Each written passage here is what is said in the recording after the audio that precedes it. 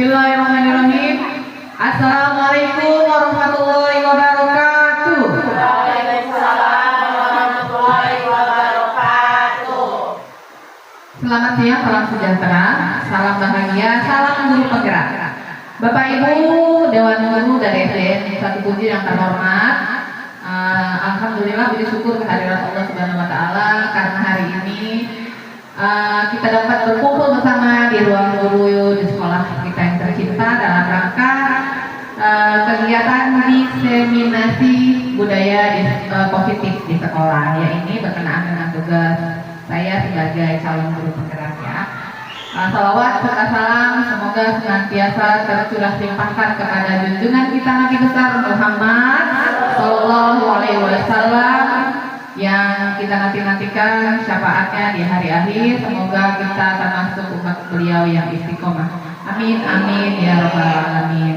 Bapak Ibu, baiklah saya buka acara ini dengan bersama-sama mengucap lafal basmalah. Bismillahirrahmanirrahim. Untuk memulai acara kita siang hari ini, marilah kita awali dengan bersama menyanyikan lagu Indonesia Raya. Bapak Ibu, persilakan untuk berdiri.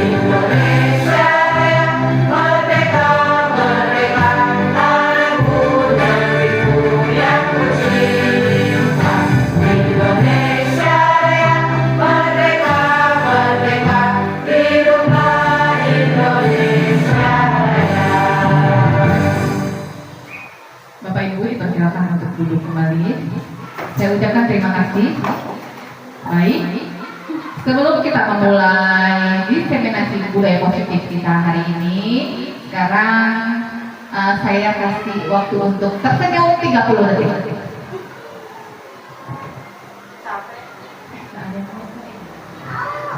Baik, ya. Bismillahirrahmanirrahim, kita mulai saja acaranya. Bapak Ibu silakan lihat ke depan, ada foto saya ya. Ini dalam rangka aksi nyata diseminasi budaya positif di SDN Negeri 1 Kenji. Next, Ibu Ica. Salam guru penggerak. Ya, ini biodata saya, profil saya. Nama saya Fetiliana, mungkin sudah pada kenal. Saya adalah calon guru penggerak angkatan 11 dari Kabupaten Lampung Selatan. Selanjutnya, yuk senyum selama 30 detik. Selesai ya? Ada apa-apa? Ya, sudah. Next lagi Bu Ica. Nah, sekarang sebelum kita mulai ada pertanyaan pemantik bagi ibu-ibu semuanya. Yang pertama, saya ingin mendengar setuju atau tidak. Ya, jawaban dari ibu-ibu.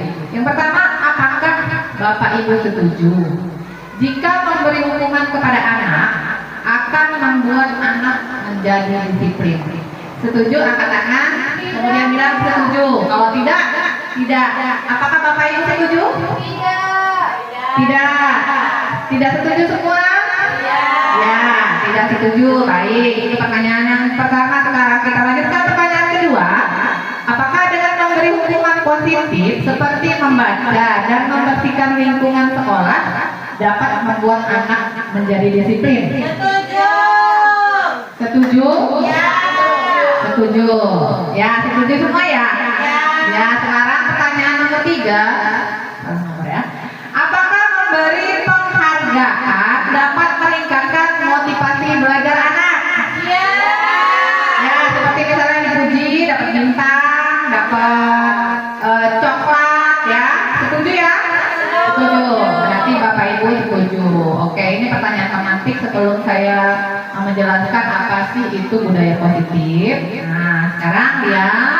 Nah, slide ini adalah ada gambar ya kita seperti biasa sebagai seorang tenaga pendidik berhadapan dengan murid-murid kita di sekolah. Nah, maka seorang guru yang baik itu biasanya harus memiliki kemampuan dalam mewujudkan budaya positif di sekolah. Nah, budaya positif tersebut dapat dijalankan dengan menerapkan konsep-konsep yang sudah saya tulis di sini. Ada 6 konsep. Nanti saya jelaskan apa itu budaya positif, nah bagaimana mewujudkan budaya positif di sekolah. Baik, yang pertama konsepnya ada disiplin positif dan nilai-nilai kebajikan. Nah, itu kurang ya, ada kebajikan universalnya di belakangnya. Yang kedua motivasi perilaku manusia, kemudian yang ketiga keyakinan sekolah atau keyakinan kelas. Kemudian keempat kebutuhan dasar manusia. Kelima posisi kontrol, restitusi, dan yang keenam segitiga restitusi. Nanti ibu-ibu semua akan saya jelaskan apa sih posisi kontrol, apa sih kebutuhan dasar ya. Nanti kita akan masuk ke dalam materinya. Ya, berikutnya yang pertama disiplin positif. Disiplin positif, apa itu disiplin positif? Nah, disiplin positif merupakan suatu cara penerapan disiplin yang mengajarkan anak bertanggung jawab dan menumbuhkan kesadaran diri berdasarkan nilai-nilai kebajikan.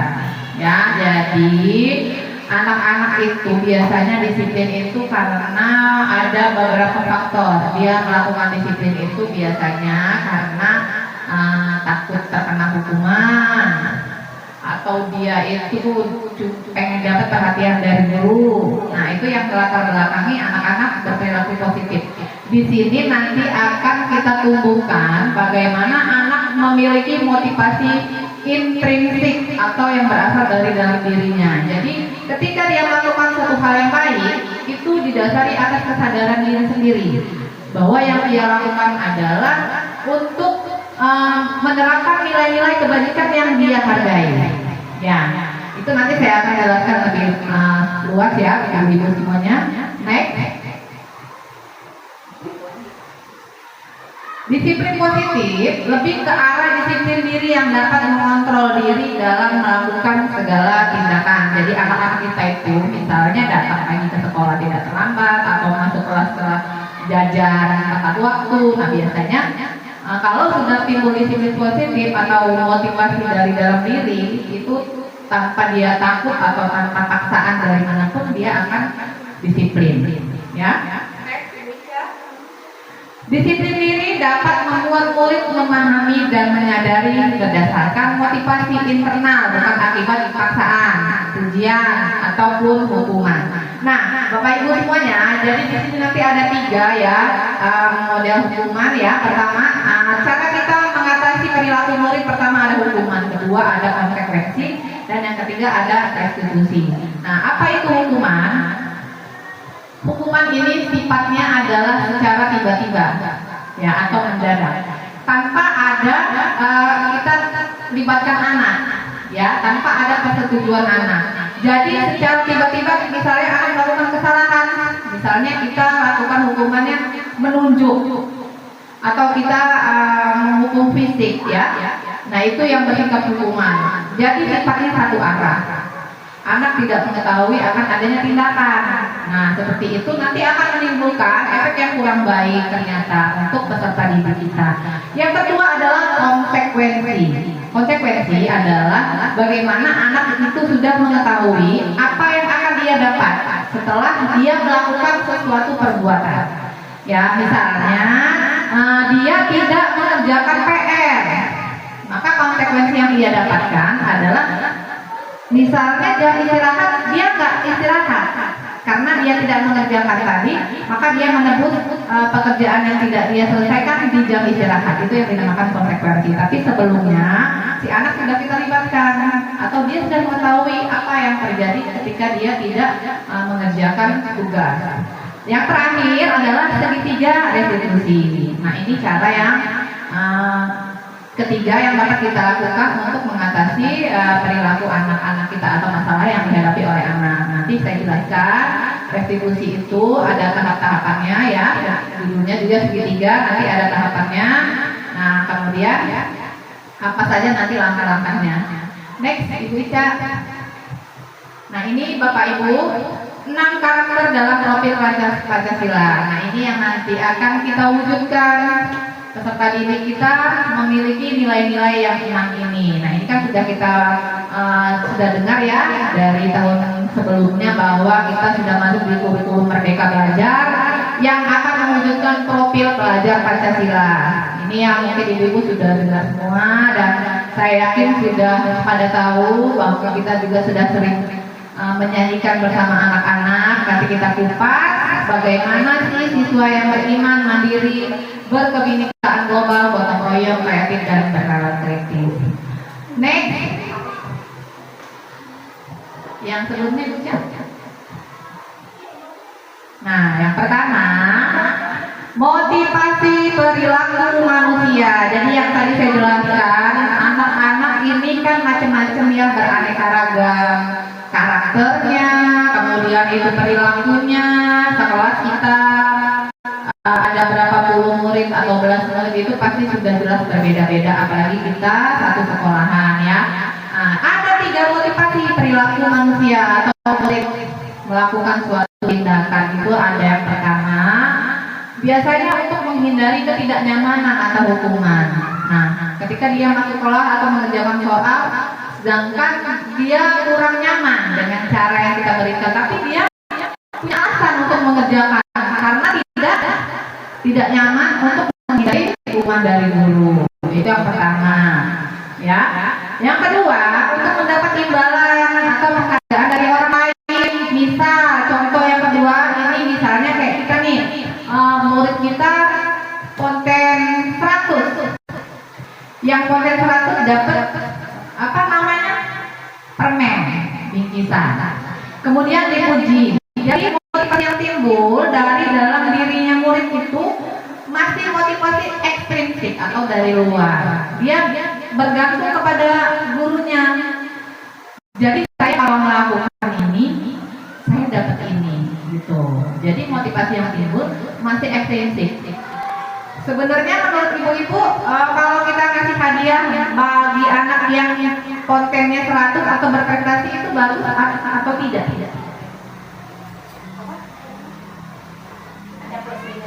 Ya, menurut Ibu Ima ada plus minus ya. Ibu-ibu yang lain, Ibu Nuli, menurut Ibu misalnya murid Ibu berprestasi, Ibu kasih hadiah setiap dia pelajaran yang konten 100, Ibu kasih hadiah. Apakah menurut Ibu hal seperti itu bagus atau enggak gitu buat murid? Bagus. Ya, Bu Ita? Setuju juga. Ibu Ida? Iya, sama jawaban Bu Ima ya. Ya baik. Ibu-ibu sebenarnya pemberian penghargaan atau pujian itu bagus, tetapi tidak untuk dilakukan secara terus-menerus. Jadi misalnya setiap hari dan terus-menerus kita lakukan itu kurang bagus karena anak-anak akan ketergantungan dengan ibu gurunya atau bapak gurunya. Jadi ketika dia tidak mendapat penghargaan, motivasinya tidak ada gitu. Ya, yang ketiga, untuk menjadi orang yang mereka inginkan dan menghargai diri sendiri dengan nilai yang mereka percaya. Nah, ini yang nanti kita akan bahas. Ya, bagaimana caranya, kemudian tantangan seperti apa hingga kita memunculkan murid yang mempunyai motivasi yang nomor 3. Next.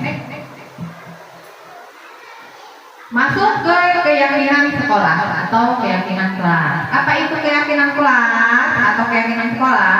Nah, ini ibu-ibu ada gambar anak-anak sedang menempelkan nilai-nilai kebajikan yang mereka hargai atau mereka yakini, kemudian disepakati ditempel di kelas menjadi keyakinan kelas.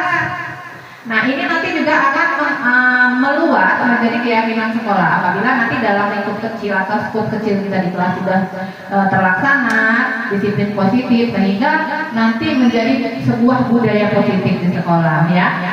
Seperti misal contoh, anak-anak meyakini datang ke kelas atau masuk kelas tepat waktu. Mereka meyakini itu adalah nilai kebajikan yang mereka hargai, maka itu menjadi suatu keyakinan.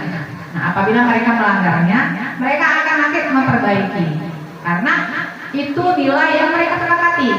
Nah, mereka menyadari yang mereka lakukan adalah nilai kebajikan yang mereka junjung tinggi. Jadi itu ya, ibu-ibu. Nanti mulai diterapkan di kelas masing-masing. Buat keyakinan kelas ya sesuai dengan jenjangnya, misalnya kelas rendah, kemudian kelas tinggi. Nanti membuat juga tentunya kurang lebihnya sama seperti itu bunyinya, ya. Next, Aisyah. Nah, ini lanjutan dari yang tadi, keyakinan sekolah atau kelas itu apa? Nah, berupa keyakinan atau pernyataan universal yang mudah diingat dan dipahami dan harus diterapkan di lingkungan sekolah. Misalnya tadi ya, tidak boleh keyakinan itu tidak menggunakan bahasa yang negatif. Biasanya tidak boleh ngobrol itu. Harus kalimat yang berbentuk positif. Misal fokus ketika pembelajaran berlangsung, atau misalnya datang tepat waktu. Biasanya kalau kita peraturan bahasanya masih negatif.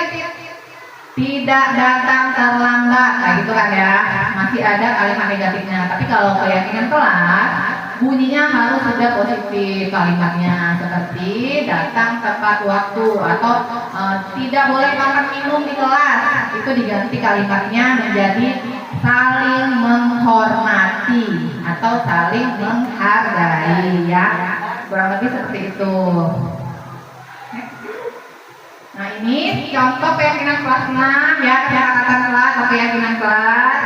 Di sini juga saya kasih contoh keyakinan kelas yang ada di sini sebagai gambaran bagi ibu-ibu semuanya. Di situ ada setiap anggota kelas perlu belajar, tapi perlu juga merasa senang, kemudian perlu melakukan tugas, saling menghargai dan merasa aman. Nah, di sini kehadiran, menghormati, partisipasi, jujur, saling menghargai, ya.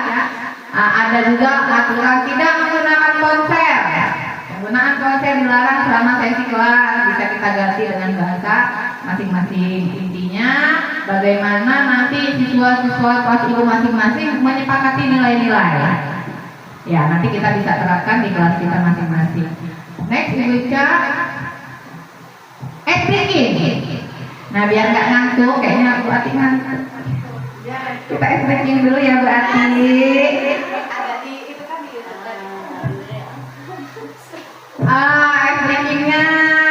Breaking apa namanya? Tangan ke atas. Kayaknya udah pada tahu ya. Ibu Ita kayaknya udah hafal banget Bu Ita. Nanti Bu Ita pimpin Bu Ita. Menggapai bintang. Ada Ibu Ita di samping saya. Ya, mari kita berdiri.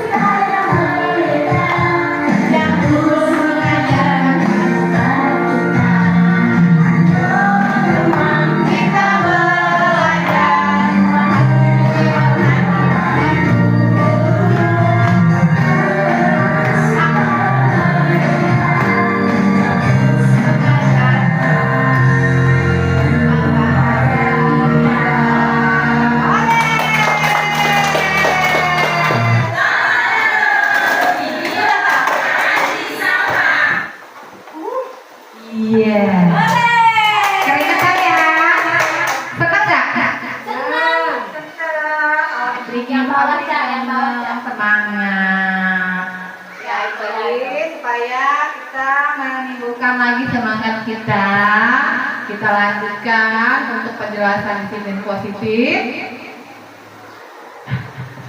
Disiplin positif merupakan suatu cara penerapan disiplin yang mengajarkan anak bertanggung jawab dan menumbuhkan kesadaran diri berdasarkan nilai-nilai kebajikan. Tadi ya sudah kita jelaskan. Next.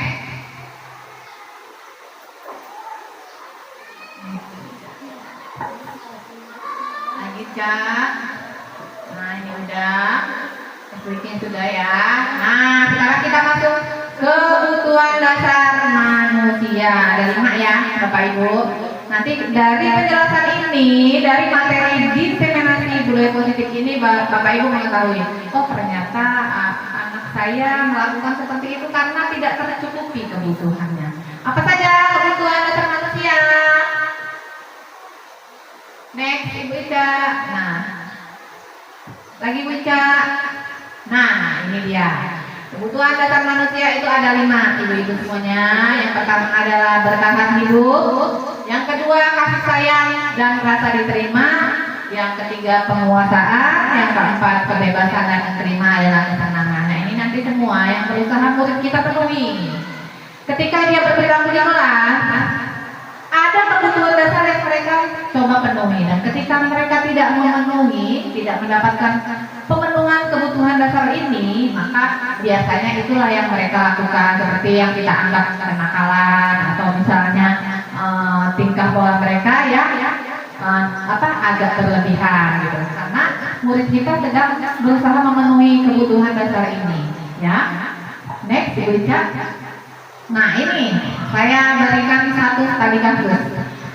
Ibu Ita Rosada, ya statusnya ya, guru wali kelas 3, sedang menghadapi ulah salah satu murid di kelasnya yaitu bernama Arif. Bukan Arif Maida ya, beda ini Arif. Beberapa anak telah mengeluhkan Arif yang seringkali meminta bekal makan siang mereka dengan paksa. Jika Anda menghadapi situasi seperti Ibu Ita, apa yang akan Anda lakukan? Nih ibu-ibu yang lain ya. Jika ibu-ibu posisinya di posisi Ibu Ita, apa yang akan ibu lakukan? Menurut ibu-ibu, kira-kira apa sih alasan Arif melakukan hal tersebut? Tadi kan udah ada tuh 5 kebutuhan dasar. Yang pertama bertahan hidup. Yang kedua dia mau memenuhi rasa cinta dan kasih sayang serta rasa diterima. Kesenangan, kebebasan, kepuasan ya. Mana yang berusaha dipenuhi sama Ananda Arif dalam kasusnya Ibu Ita? Arif minta bekal. Apakah dia memenuhi rasa kesenangan? Ya. Ada beberapa ya? Mungkin Bagaimana dia, Lima? pertama, mungkin dia di rumah nggak dikasih makan, Ya. dikasih makan sama orang Ibu Ima tua. bisa ngajuin apa Pak? Boleh. Tepuk tangan dan Ibu Ima. Tangan. Iya, silakan untuk Ibu Ima memberikan jawaban iya. Iya. Mungkin kalau dari yang tadi, yang sebelumnya tadi Ica boleh pengen dulu.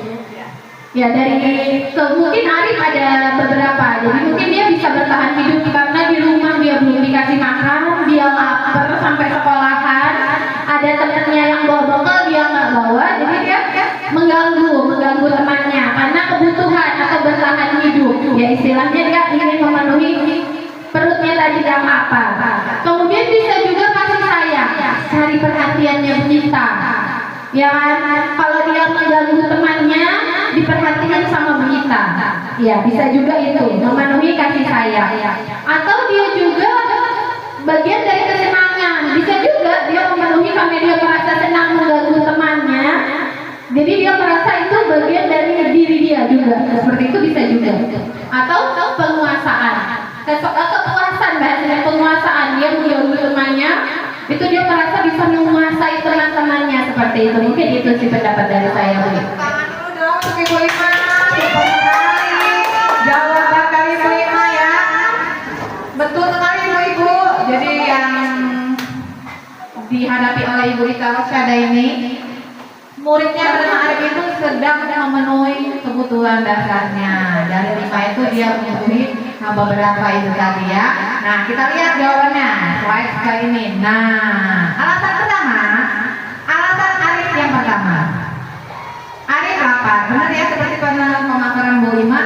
mungkin aja ibunya tidak punya makanan atau dia buru-buru jadi paginya nggak makan, jadi sampai rumah, sampai sekolah belum sampai siang dia udah lapar. Kemudian dia minta bekal kawannya, ada keperluan yang dipenuhi sama Arif.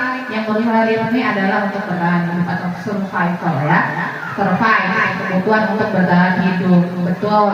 Yang pertama. Nah, alasan kedua, karena Arif merasa senang, temennya memperhatikan dia. Dengan dia tadi itu maksa, bekalnya diambil kan otomatis lapor tuh kawannya sama ibu guru. Ya, dia lapor sama ibu gurunya. Sini aja Pak. Ya, selamat datang Bapak. Ya, dia lapor sama kawannya. Kawannya lapor sama ibu gurunya. Oh, otomatis sama Arif dapat perhatian dari Bu Ita. Bu, Arif Bu ambil makanan saya. Mana Arifnya? Arif, sini Arif. Ya, benar nggak Bu Ita? Oh, Bu Ita merhatiin saya. Tercukupi dong kebutuhan yang kedua. Kebutuhan akan rasa kasih sayang dan perasaan diterima. Ya. Yang ketiga, Arif punya alasan apa? Oh, dengan Arif kayaknya masak, jago nih kayaknya. Ya, kelihatannya kawan-kawannya nanti nurut. Ya udah nih, Arif, boleh deh ambil Arif. Kamu mau apa nih? Saya mau roti, gitu kan? Nurut kawannya, kemudian perasaan Arif kawannya pada takut. Nah, Arif sedang memenuhi apa? Berusaha memenuhi kebutuhan dasar dari kekuasaan. Kenapa kayak gitu ya Bu? Karena memang sudah dari kebutuhan dasar manusia itu sendiri ada 5 tadi itu. Nah, itulah yang melatar belakangi perilaku dari siswa-siswi kita di sekolah. Yang berikutnya alasan keempat.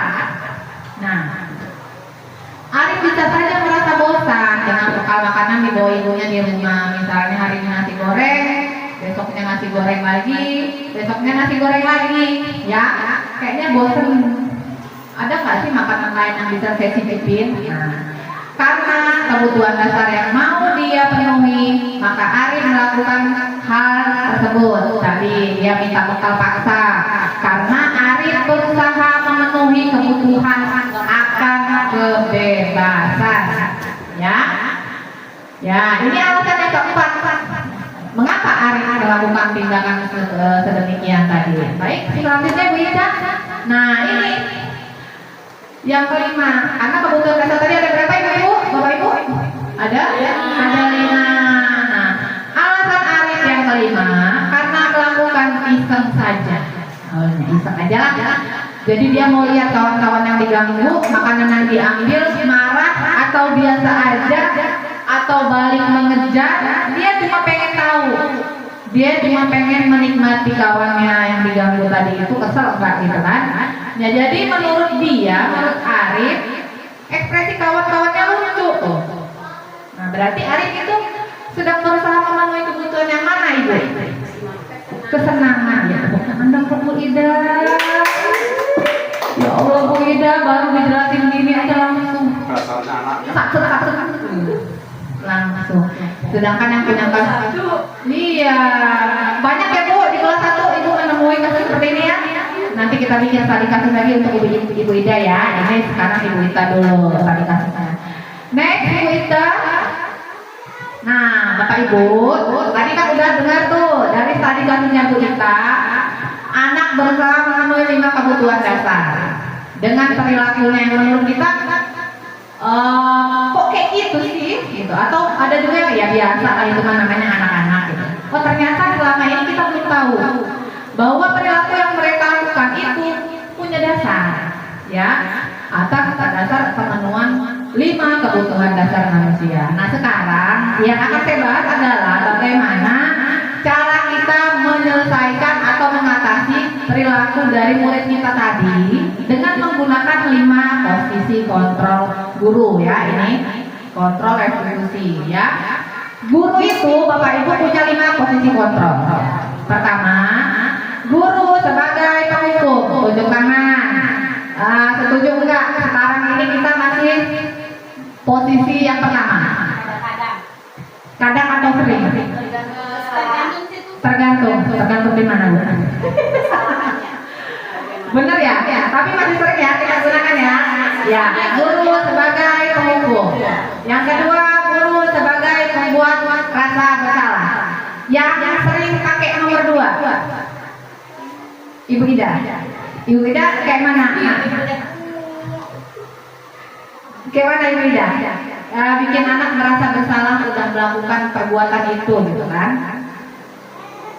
Tindakan yang ibu lakukan. Nah, jangan Terry, ibu sedih nak. Iya, benar ya? Iya. Capek ibu ini nak ya. Jadi karena ibunya seperti itu ya karena ibunya berkata seperti itu, maka si murid akan merasa ya Allah saya salah ya, udah bikin ibu capek dan sedih ya. Itu ya, itu masih kita ulang. Itu secara tidak sadar. Sebenarnya dari dulu kita itu sudah menerapkan posisi kontrol ini. Secara tidak sadar kita itu sudah menerapkan. Nah, guru sebagai teman, ayo dong beresin. Nanti ibu kena marah sama sekolah. Nah itu kan kita secara nggak sadar kita sebagai teman udah kita laksanakan. Guru sebagai pemantau. Nah, guru sebagai pemantau ini adalah mengingatkan kepada murid. Nah, kita kan punya aturan tuh di kelas. Kamu ingat enggak? Gitu. Iya Bu, ingat. Ya berarti tidak boleh apa? Berarti yang kayak itu nggak boleh gitu ya. Kemudian yang terakhir, guru sebagai manajer. Nah, posisi guru sebagai manajer adalah memberi pilihan kepada murid apa kesalahan yang telah dia lakukan. Dia bisa bertanggung jawab untuk mencari solusi untuk memperbaiki. Ini posisi yang kelima sebagai manajer. Ya, next. Nah ini ya, Bapak Ibu, 5 posisi kontrol. Nih, ini ketika gurunya berbuat berkata, maka hasil kepada murid ini. Kalau kita menghardik di posisi penghukum, menunjuk-nunjuk, kamu ini biasakan kamu ya gitu ya. Kamu ini. Nah, kemudian dia ngomong, awas, jangan diulang lagi. Nah itu ya. Ini sepertinya sudah membudaya ya Bapak Ibu. Awas ya, nggak boleh lagi ya. Ya. Itu posisi kita sebagai penghukum Bapak Ibu. Apa yang dihasilkan? Anak memberontak, menyalahkan orang lain, kemudian dia berbohong. Enggak, bukan saya Bu. Arif Bu, padahal yang dia lakukan. Karena apa? Karena efek dari penghukum tadi. Kemudian murid meletakkan gurunya di luar dunia berkualitasnya. Jahat ibu itu ternyata sama saya nggak sayang. Kita berada di luar dunia berkualitas murid. Ibu itu ternyata nggak baik. Awalnya saya nganggap ibu itu begini gitu kan? Ya, karena posisi kita di posisi penghukum, maka beginilah timbul perilaku dari murid kita. Dampaknya ia akan terus mengulangi kesalahan. Ya. Kalau tadi itu tidak membuat rasa bersalah, nih ceramah, ibu kecewa sama kamu nak. Kamu tuh kan udah tahu ibu tuh capek. Bener ya? Iya nggak? Nah, anak itu masih menyangkal. Tapi bukan saya Bu, beneran bukan saya Bu, tapi dia bohong. Nah, itu tahu Bu Ida kayak gini. Ya, dengan kita memposisikan sebagai pembuat rasa bersalah, murid meletakkan kita dalam dunia berkualitas dia. Ya, maafkan saya Bu. Ya, kasihannya Ibu Ida capek. Sedih saya kayaknya salah deh sama Bu Ida. Maafin saya Bu. Ya, tapi anak itu kalau terus-terusan dikasih posisi kontrol pembuat rasa bersalah akan diri.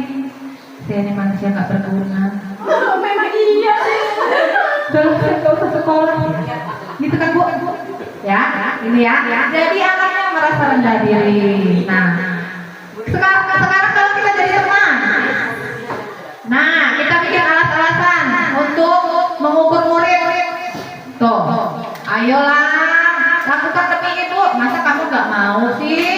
Ingat ya, ibu kan pernah bantu, ya, posisi sebagai kawan. Hasilnya apa? Anak-anak ketergantungan. Mana Bu Ita tadinya?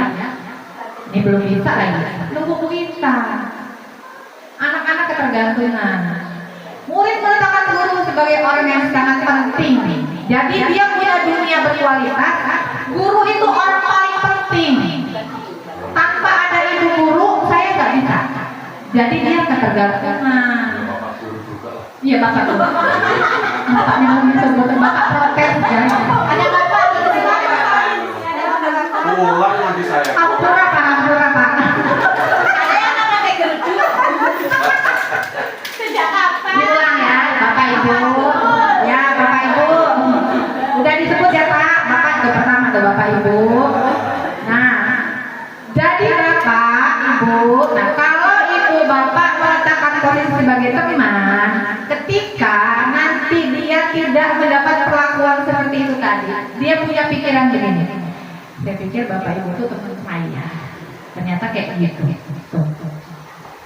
Saya pikir Ibu Dini itu baik. Coy katanya. Nah, saya pikir Bu Dini itu asik, bisa dengerin apa aja yang saya mau. Ternyata enggak. Tuh. Sambil makanan ya, Bu. Ya, silakan Ibu Ita. Apa dampaknya ketika posisi teman yang kita laksanakan?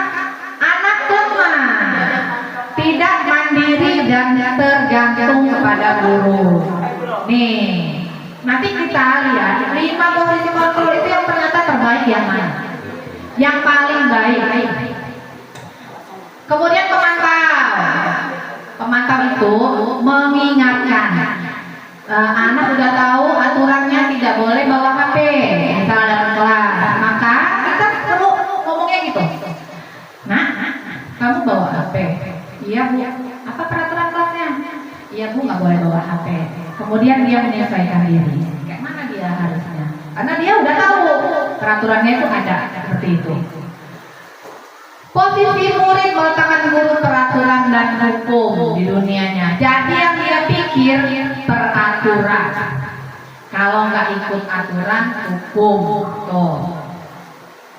Ya, muridnya ngomong apa? Berapa banyak ya piutang yang saya kumpulin? Kalau saya ini dapat prestasi. Tapi kemudian juga mikir berapa halaman yang mau saya tulis kalau saya nggak nyelesain tugas. Ya. Apa dampaknya? Mati ya. Gas. Satu deh. Mati lampu. Lanjut. Apa dampak pada murid? Menitik beratkan pada sanksi atau hadiah pada dirinya. Tuh, jadi dia tuh ngerjain tugas, mikirnya ada reward. Kalau dia salah, mikirnya dihukum. Next, yang terakhir, 5 posisi kontrol guru yang terakhir adalah sebagai manajer. Guru berbuat mengajukan pertanyaan-pertanyaan ini kaitannya dengan tadi keyakinan kelas yang tadi sepakati murid dan guru di kelas.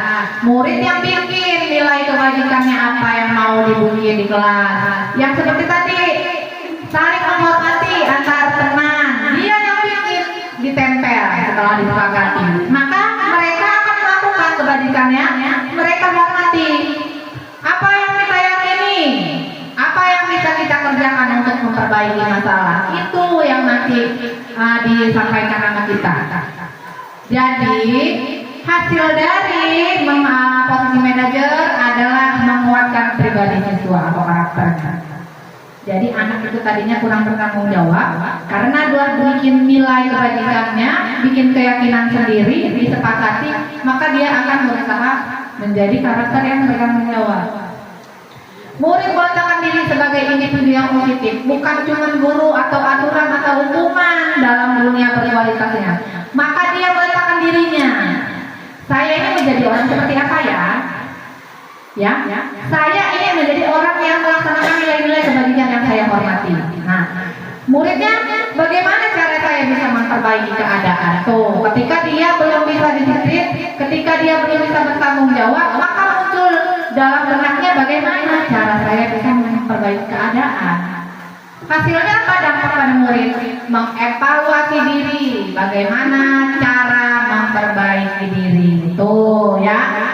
Apa yang perlu kita sampaikan nanti saya bahas. Yang kedua, validasi tindakan yang dia lakukan. Yang mana yang salah?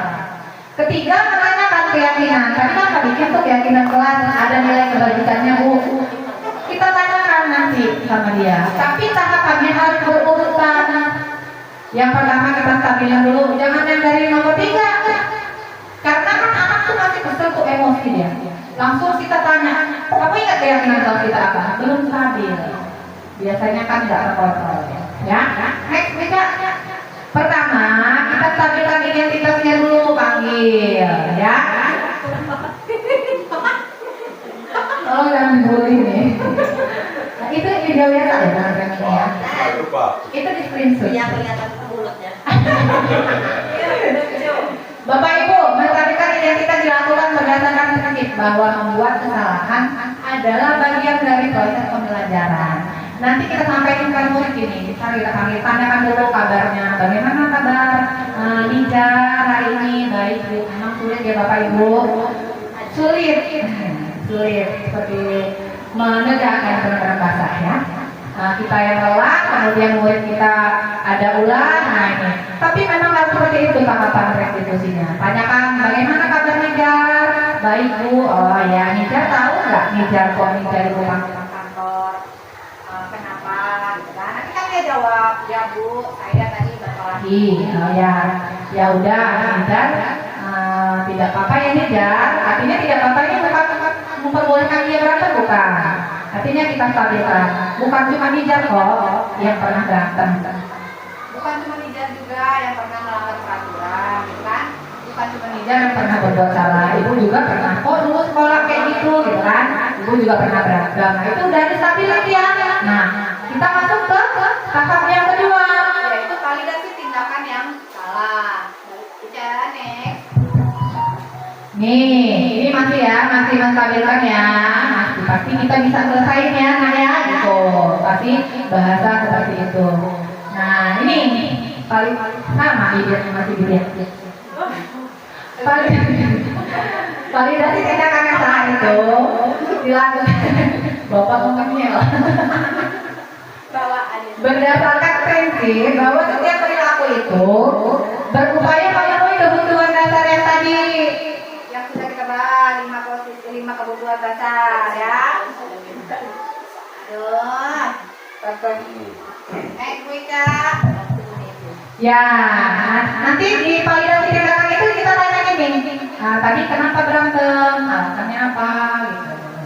Punya alasan dong Nijar, kok tadi ngambil kawan gitu ya. Sekarang kamu melakukan seperti itu tuh apa yang menganggap kamu penting? Kamu anggap penting nggak gitu kan?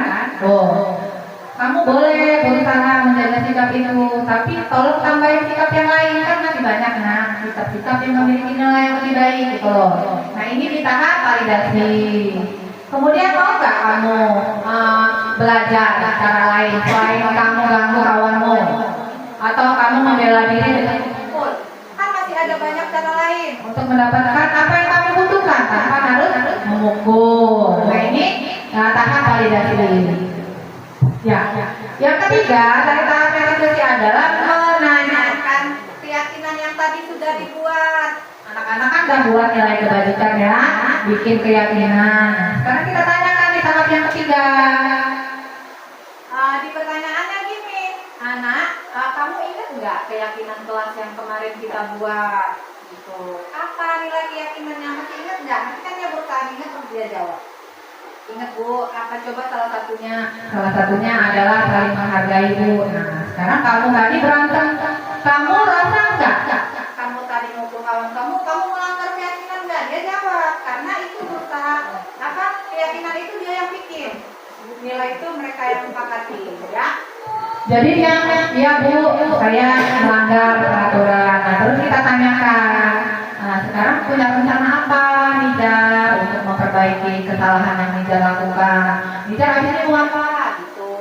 Itu di bagian menanyakan keyakinan. Jadi nanti anak itu menyadari kemudian dia bertanggung jawab. Karena sudah kita tanyakan keyakinannya apa. Nah, nanti kita tanyakan lagi, kamu ingin jadi orang seperti apa? Dengan keyakinan yang tadi kamu bilang gitu. Ya Bu, saya ingin jadi orang yang bertanggung jawab. Ya. Next.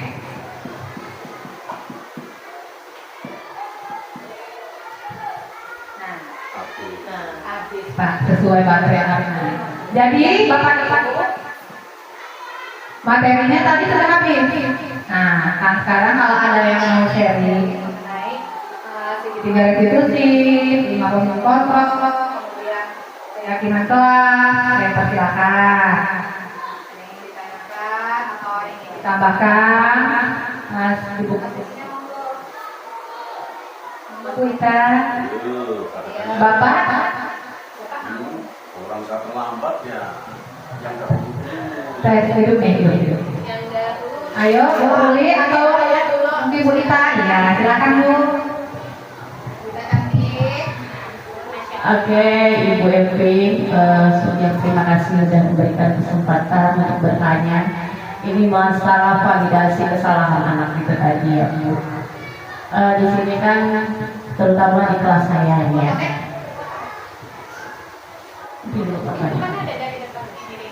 Iya, terutama di masalah kelas saya ya Bu ya, dari kelas 3 itu banyak permasalahan yang memang sudah pasti validasi kesalahan di kelas itu yang seperti Ibu jelaskan tadi, itu memang sudah tanggung jawab kita dan ada jawaban-jawaban yang memang untuk menasihati anak, itu sudah ada di sekolah.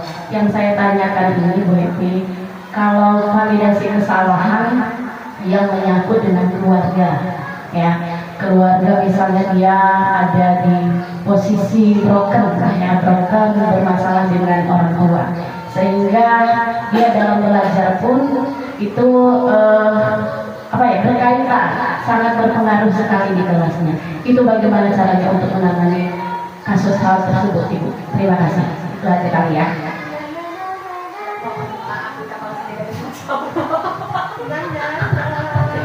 Baik, terima kasih Bu Ita. Pertanyaan yang sangat berkualitas, super sekali, seperti curahan hati. Curhat dong Mas, jadi ya langsung berangkat dari Mama Bebek. Jadi begini Bu Ita, saya izin menjawab ya Bu Ita.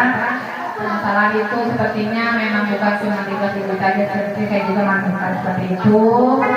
Jadi memang tugas kita ini, apalagi di zaman sekarang ini, semakin berat. Jadi tentunya ini semua tidak bisa instan. Segitiga restitusi ini harus bertahap dan berproses. Tentunya memang harus melibatkan wali murid atau orang tua siswa. Jadi komunikasi aktif itu memang sudah selayaknya ya. Cuma memang terkendala itu masing-masing, memang ada kendala masing-masing. Ada yang walinya mudah gitu dikasih pengarahan atau diajak untuk kerjasama, ada juga yang sulit ya kan.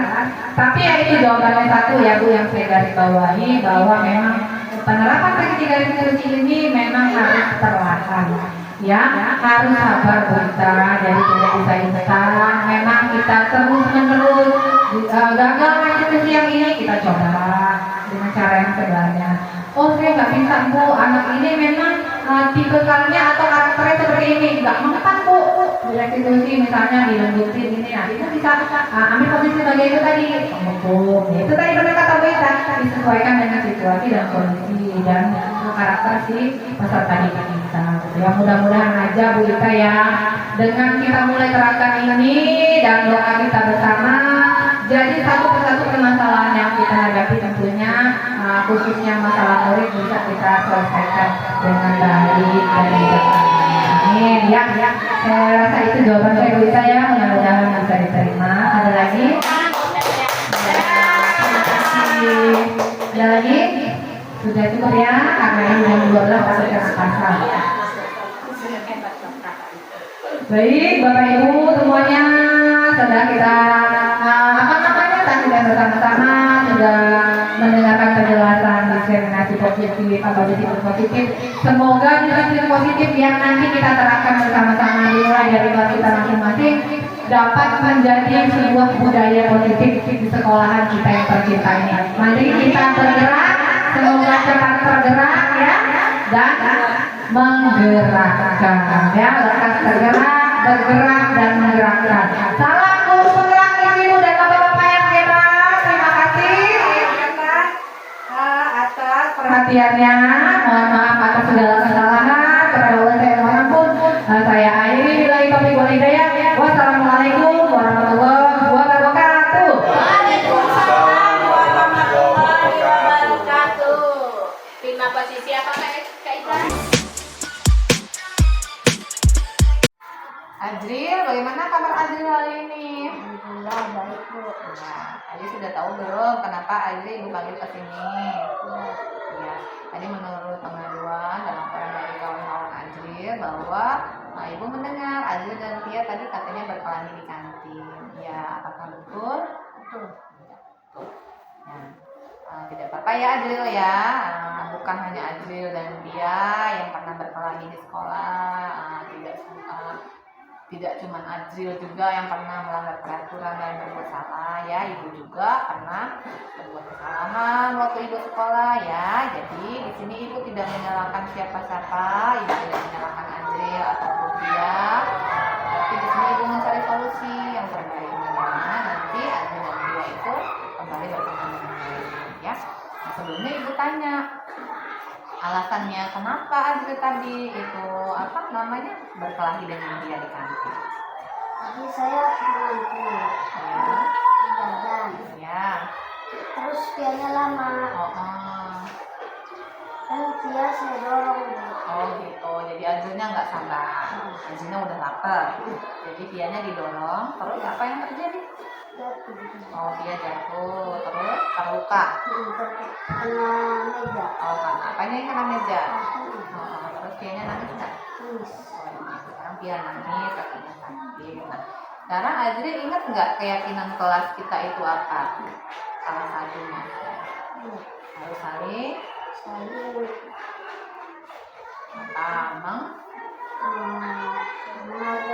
ya, saling menghargai dan menghormati antara kita sesama teman. Nah, Azril berarti sudah ingat.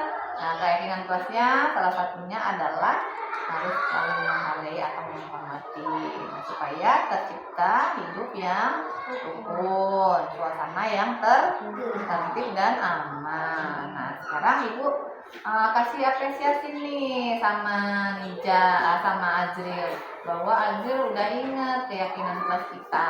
Sekarang ibu tanya, rencana yang akan Azril lakukan apa nih supaya hubungan baik pertemanannya dengan Tia itu kembali lagi? Saya ingin bertemu dengan Tia Dan meminta maaf melihat keadaan Tia ya. Iya, tadi katanya kakinya sakit. Nah, sekarang Azril sudah berencana untuk memperbaiki kesalahan yang Azril lakukan ya, dengan cara meminta maaf. Ya, bertemu Pia, melihat keadaan Pia dan meminta maaf atas kesalahan yang Azril lakukan ya. Nah, baik, kalau gitu nanti ibu panggilkan Pia ya.